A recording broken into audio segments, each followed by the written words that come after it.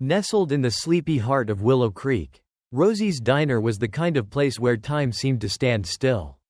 The faded green booths, the soft hum of the jukebox in the corner, and the steady stream of regulars gave it a comforting, unchanging rhythm. For Clara, a 28-year-old waitress who had worked there for 5 years, the diner wasn't just a job, it was a safe haven.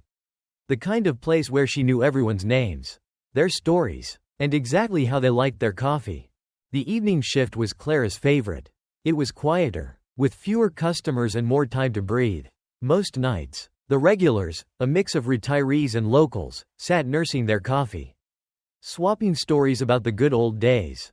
It was predictable, and Clara liked that. But tonight, as the clock edged toward closing time, the soft chime of the doorbell broke through the familiar hum, and everything changed. Clara glanced up from the counter and froze.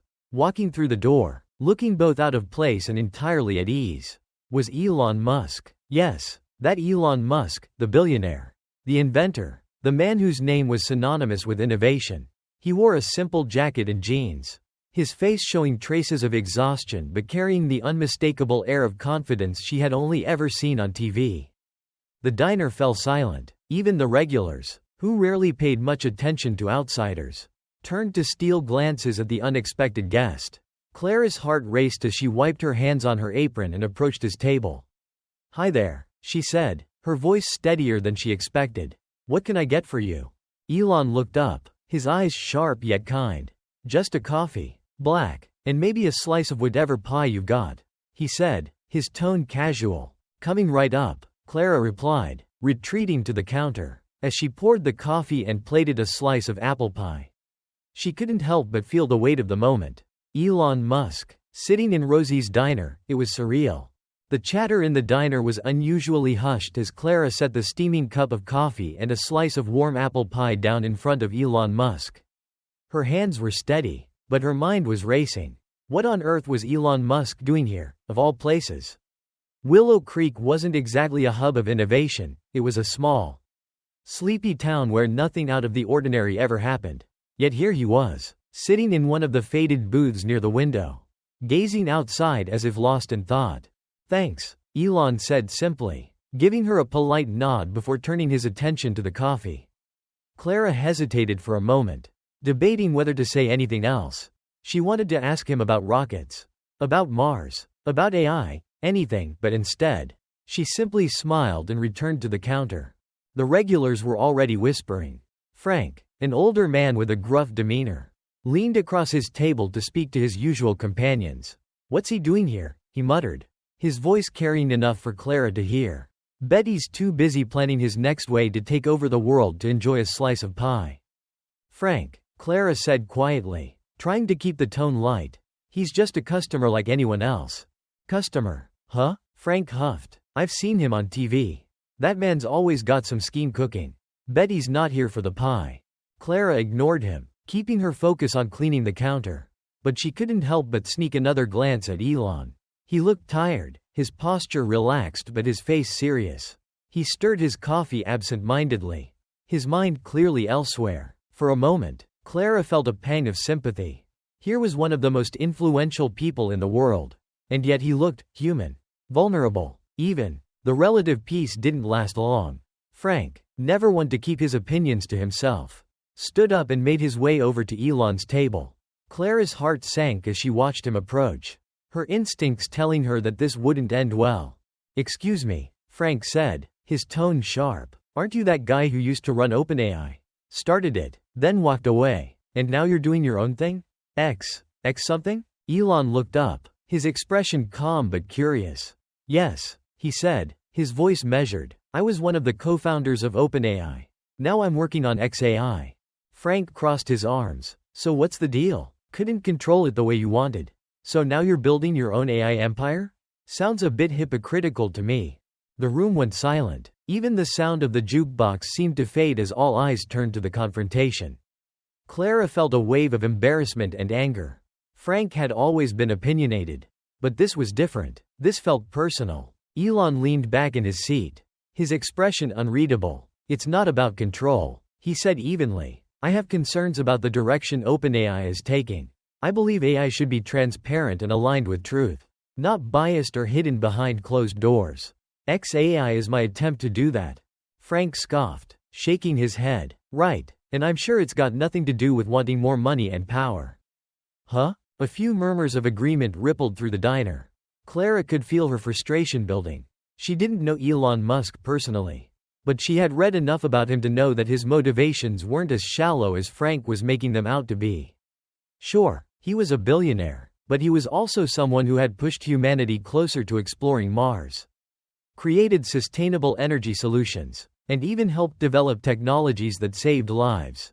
Unable to stay silent any longer, Clara stepped out from behind the counter. Frank, she said, her voice steady but firm. That's enough. The entire diner turned to look at her, their expressions a mix of surprise and curiosity. Even Elon raised an eyebrow, clearly not expecting anyone to come to his defense. Look, Clara continued, addressing the room as much as Frank. You don't have to agree with everything he does, but you can't deny that he's trying to make the world a better place. Space exploration, renewable energy, AI. He's working on things that could impact all of us in ways we can't even imagine yet. And just because he's trying to improve something doesn't mean it's all about money or power. Frank frowned, clearly taken aback by her sudden outburst. He's a billionaire. Clara, you really think he cares about anyone but himself?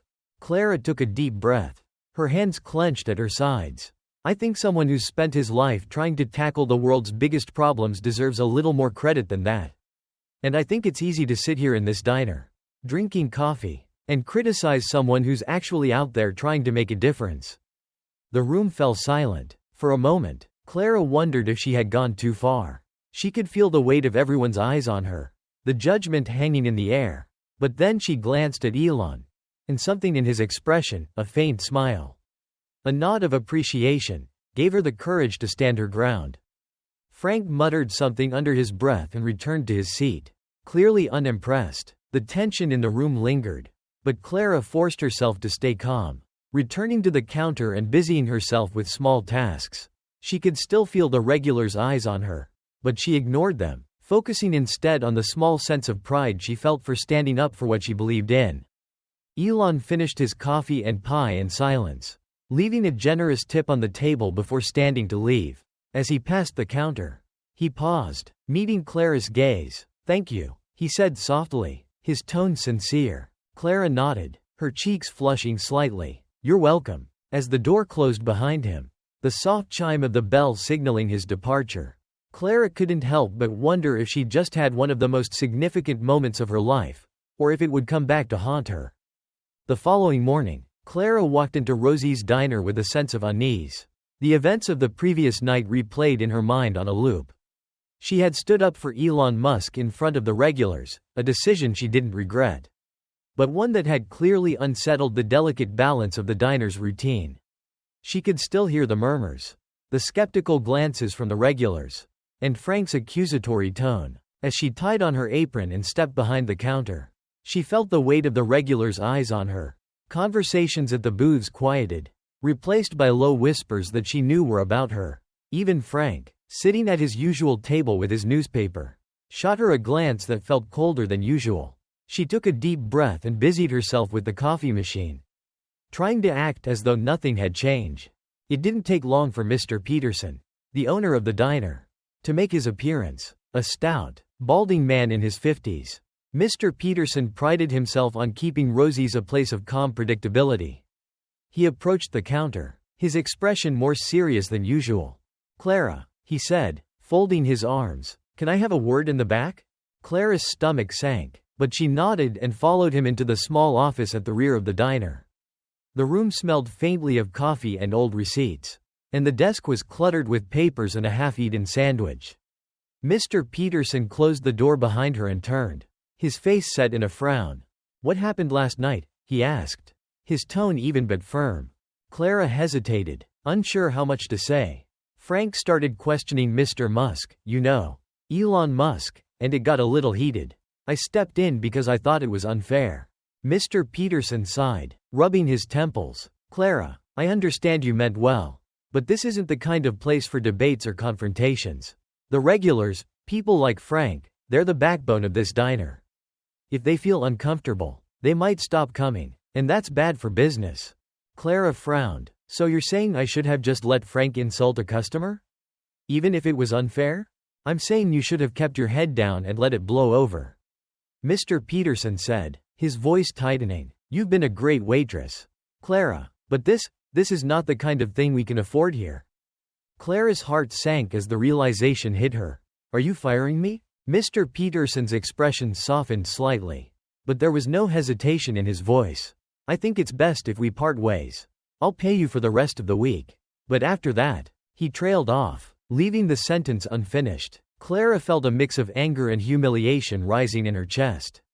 But she bit her tongue. Knowing there was nothing she could say to change his mind, she nodded stiffly and left the office, her hands trembling as she untied her apron. Back in the diner, Clara's face burned as she cleared out her locker. The regulars were still seated in their usual spots, their conversations barely pausing as they watched her gather her things. Frank, in particular, seemed to wear a smug expression, as if her dismissal somehow validated his behavior. Clara didn't bother saying goodbye to anyone as she walked out of Rosie's for what she knew would be the last time. The cold morning air hit her like a slap, and she found herself wandering aimlessly down the quiet streets of Willow Creek. Her thoughts were a whirlwind of frustration, regret, and sadness. She had worked at Rosie's for 5 years, long enough to know everyone's names, their favorite orders, and their life stories. It had been her safe place, her routine, and now it was gone. For what? For standing up for someone who probably didn't even remember her name? She felt tears sting her eyes but blinked them away. She wasn't going to cry over this. She wasn't. The rest of the day passed in a haze. Clara stayed in her small apartment, scrolling aimlessly on her phone and avoiding messages from her best friend, Maya, who had heard about the incident. By evening, Clara had resigned herself to the idea that she'd need to start job hunting in the morning. She didn't know what else she could do. There weren't many options in Willow Creek.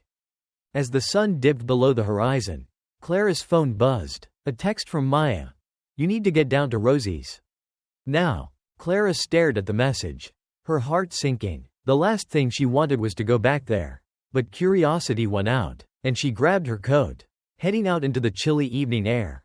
When she arrived at the diner, she froze in her tracks. Standing in the doorway, talking to a visibly nervous Mr. Peterson, was none other than Elon Musk. He was dressed much the same as the night before, casual and understated, but his presence commanded attention.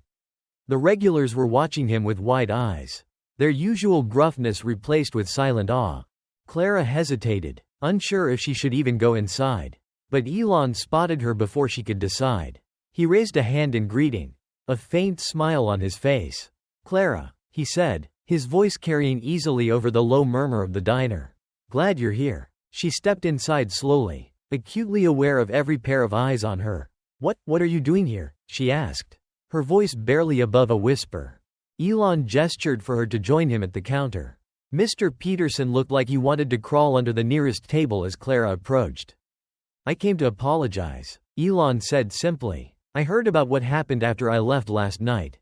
It wasn't right. Clara blinked, stunned. You don't have to apologize. It's not your fault. Elon smiled faintly. Maybe not, but I don't like the idea of someone losing their job because of me. So I had an idea.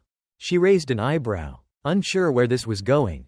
Elon reached into his pocket and pulled out a business card, sliding it across the counter to her.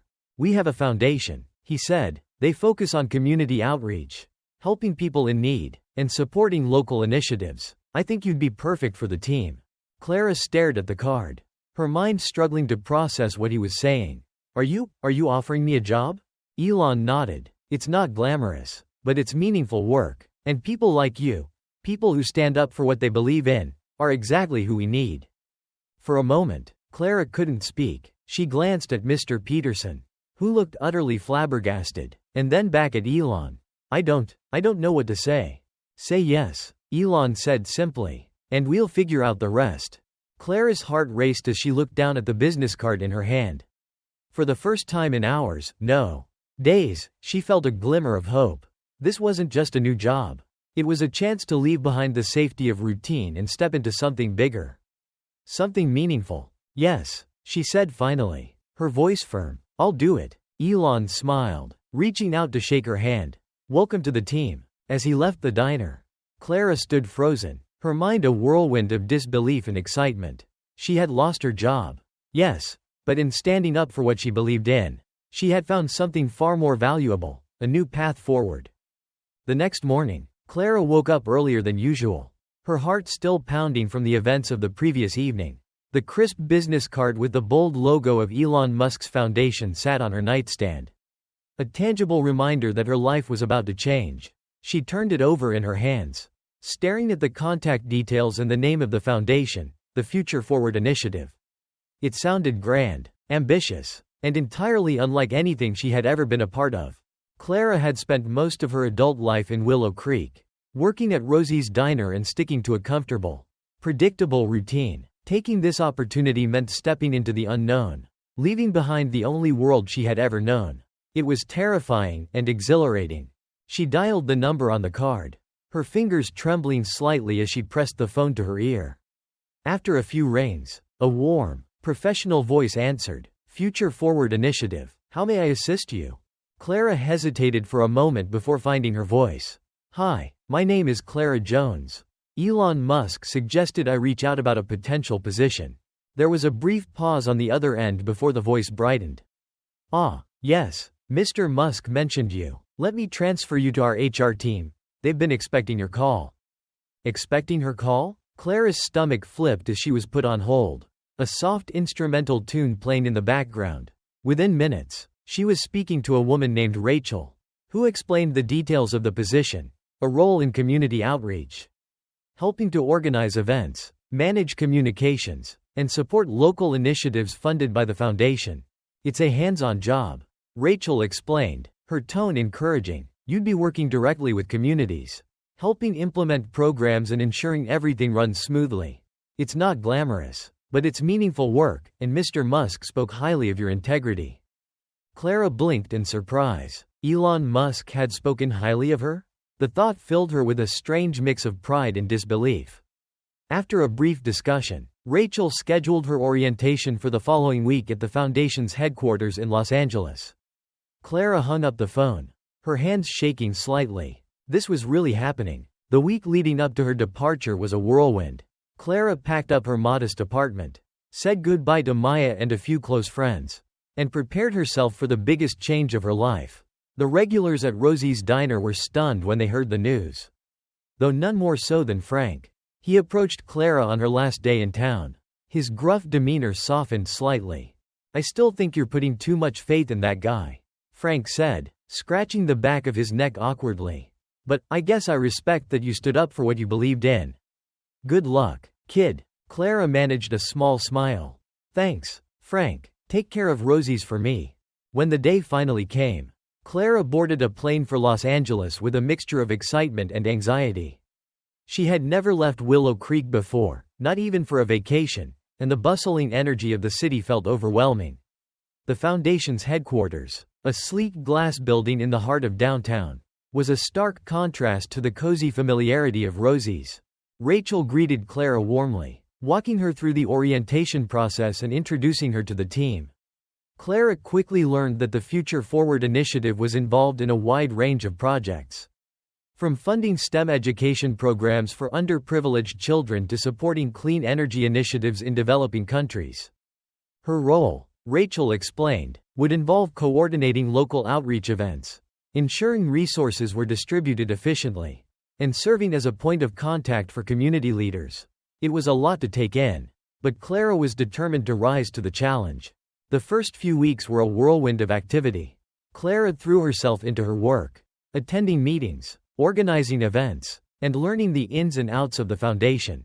The pace was unlike anything she had ever experienced, and there were moments when she doubted herself, moments when she felt like an imposter in a world of highly educated professionals.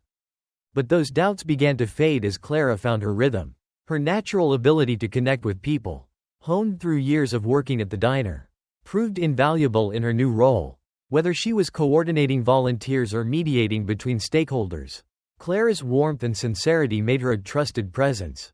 One of her first major projects involved organizing a STEM workshop for middle school students in a low-income neighborhood.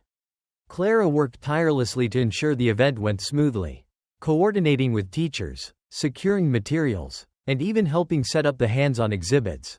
On the day of the event, she watched with pride as dozens of children experimented with coding, built small robots, and listened to guest speakers from the tech industry.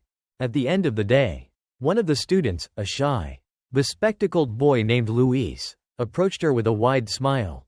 "This was the coolest day ever," he said. "I want to build rockets when I grow up." Clara felt a lump rise in her throat as she smiled back at him. "You can absolutely do that, Luis. Just keep learning and don't give up." A month into her new role, Clara was surprised to learn that Elon Musk would be visiting the foundation's headquarters.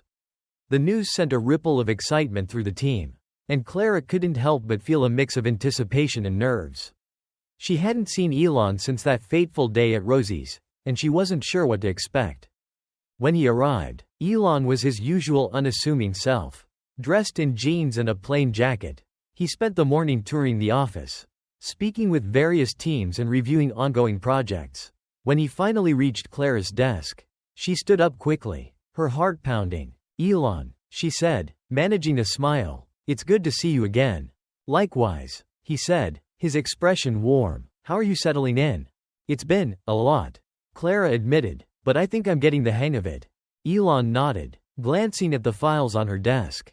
"I hear you've been doing great work. The STEM workshop, the community outreach, you're making a real impact." Clara felt a flush of pride.